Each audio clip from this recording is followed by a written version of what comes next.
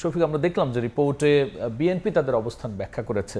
একটু যদি একসাথে আপনি বলেন যে বিএনপি তার কি অবস্থান ব্যাখ্যা করছে।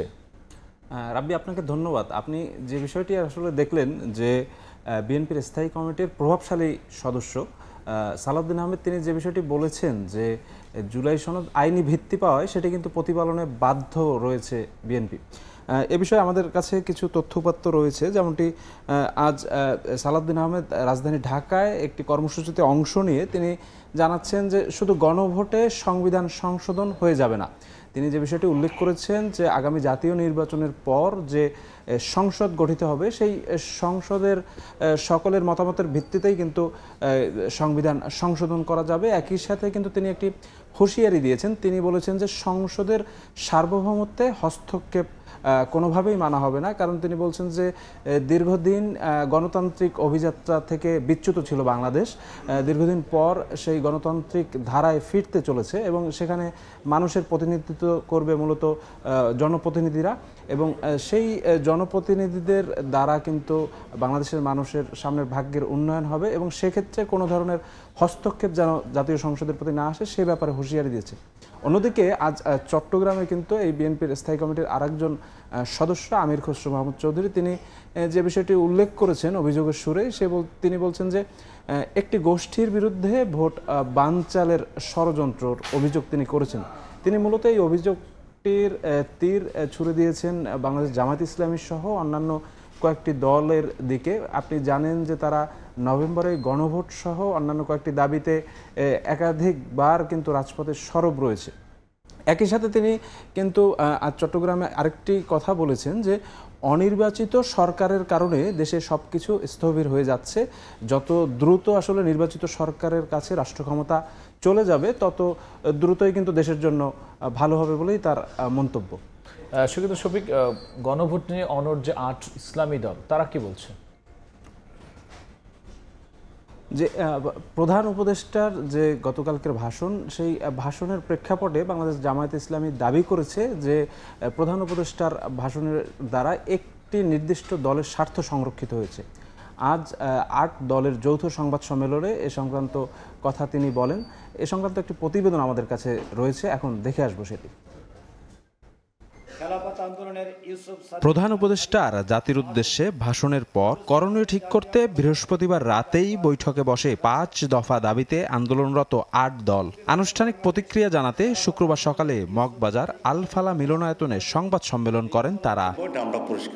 এ সময় বাংলাদেশ জামায়াতে ইসলামীর নায়েবে আমির ডাক্তার সৈয়দ আব্দুল্লাহ মোহাম্মদ তাহের অভিযোগ করেন একটি দলের স্বার্থকে গুরুত্ব দিয়ে সংস্কারে ব্যাপক পরিবর্তন এনেছে সরকার। আমরা বিশ্বের সাথে লক্ষ্য করছি সরকার নিয়োজিত কমিশনের সুপারিশকে গ্রহণ না করে সেখানে যথেষ্ট কাটছাঁট দিয়ে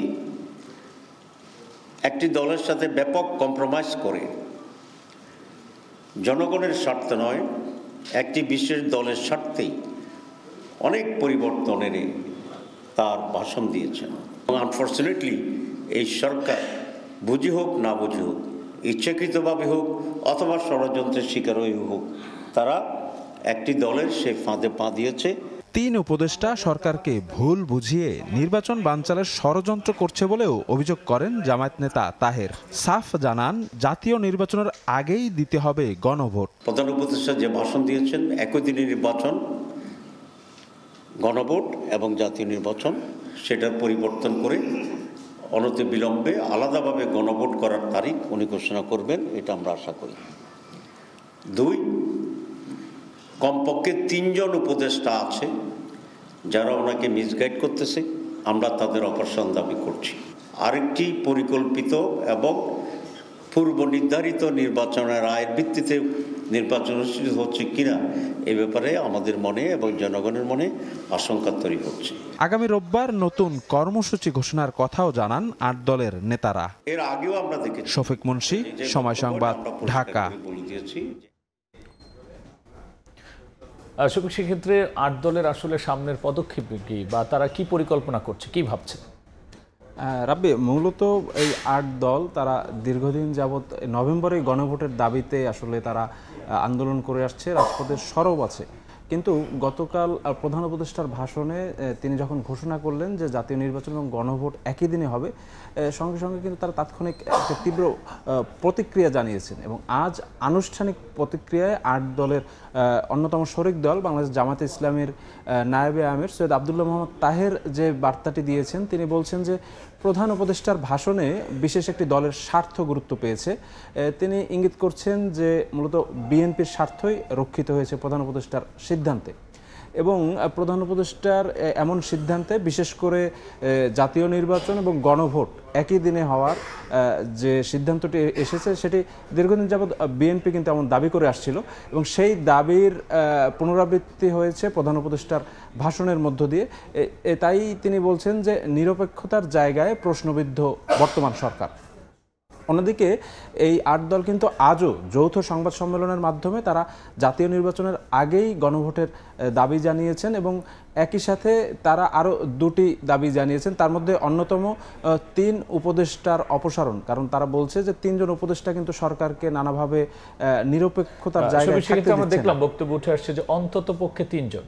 তাহলে কি 3 জনের নাম বা কোনো এই বিষয়ে কোনো আঁচ করতে পেরেছেন? রাব্বি, তারা আসলে গণমাধ্যমের সামনে 3 জন উপদেষ্টার নাম বলেননি। তারা বলেছেন যে প্রধান উপদেষ্টার কাছেই তারা এই 3 জন উপদেষ্টার বিতর্কিত কর্মকাণ্ডের যে ফিরিস্তি আছে সেগুলো তুলে ধরবেন। সেক্ষেত্রে এনসিপি বলছিল যে তারা দলীয় ফোরামে আলোচনা করে তাদের ব্যাখ্যা দিবেন। এনসিপি কি জানাবে? জুলাই সনদ বাস্তবায়ন আদেশে অস্পষ্টতা রয়েছে এবং সেগুলো দূর হলেই জাতীয় নাগরিক পার্টি জুলাই জাতীয় সনদে স্বাক্ষর করবেন, এমনটাই বলছেন দলটির সদস্য সচিব আক্তার হোসেন। এ সংক্রান্ত একটি প্রতিবেদন আমাদের হাতে আছে, যেটি দেখে আসার পর ফিরছি আবারও আলোচনায়। ফ্যাসিবাদী ব্যবস্থা থেকে মুক্ত করতে জুলাই সনদ বাস্তবায়নের আদেশ নিয়ে প্রধান উপদেষ্টার ভাষণের পর দলের প্রতিক্রিয়া জানাতে শুক্রবার সন্ধ্যায় রাজধানীর বাংলা মোটরে কেন্দ্রীয় কার্যালয়ে সংবাদ সম্মেলন করে জাতীয় নাগরিক পার্টি এনসিপি। জুলাই সনদ বাস্তবায়নের আদেশকে ইতিবাচক হিসেবে দেখলেও আদেশে অনেক বিষয়ে অস্পষ্টতা আছে এমন মন্তব্য করে সরকারের কাছে এর ব্যাখ্যা চেয়েছে দলটি। জুলাই সনদ আদেশ জারি করা হলেও জুলাই সনদ আদেশের মধ্যে এমন কিছু জায়গায় অস্পষ্টতা রয়ে গেছে যাতে করে জুলাই সনদের আসলে পরিপূর্ণ বাস্তবায়ন সম্ভবপর হবে কিনা তা নিয়ে প্রশ্ন উত্থাপিত হয় এবং নানা পক্ষ এখানে রয়েছে যারা আসলে নোট অফ ডিসেন্ট সহকারে জুলাই সনদকে এবং এই গণভোটের ফলাফলকে তারা দেখতে চান। তারা যদি ক্ষমতাপ্রাপ্ত হন সেক্ষেত্রে এই জুলাই সনদে বর্ণিত প্রক্রিয়া সেটাকে ভুলভাবে ব্যাখ্যা করে বা তাদের মতো করে ব্যাখ্যা করে সেখান থেকে নোট অফ ডিসেন্টের যে ইস্যুটা আছে সেটাকেই তারা প্রধানতম করে তোলার সুযোগ তারা পেয়ে যাবেন এই টেক্সটের মধ্য দিয়ে। দলের মুখ্য সমন্বয়ক নাসির উদ্দিন পাটোয়ারি বলেন, এই আদেশের মাধ্যমে দলগুলোকে খুশি করা হলেও জনগণের দাবিকে পাশ কাটিয়ে যাওয়া হয়েছে। আরেক প্রশ্নের জবাবে আদেশে রাষ্ট্রপতিকে দিয়ে স্বাক্ষর করার সমালোচনা করেন তিনি। যেই প্রক্রিয়া আদেশটা জারি করা হয়েছে, যেই কথামালাগুলো এসেছে, এটার মধ্য দিয়ে আমরা আবার পূর্বের ফেসিবাদী ব্যবস্থার দিকে যাব। নতুন কোনো কাঠামো আমরা দেখতেছি না। সরকার কয়েকজন উপদেষ্টাকে পাশে বসিয়ে, যেখানে বিএনপি এবং জামায়াতের উপদেষ্টা রয়েছে, তাদের কথা মতো সরকার জনগণকে পাশ কাটিয়ে 72-এর সংবিধানের পথে হাঁটা শুরু করেছে।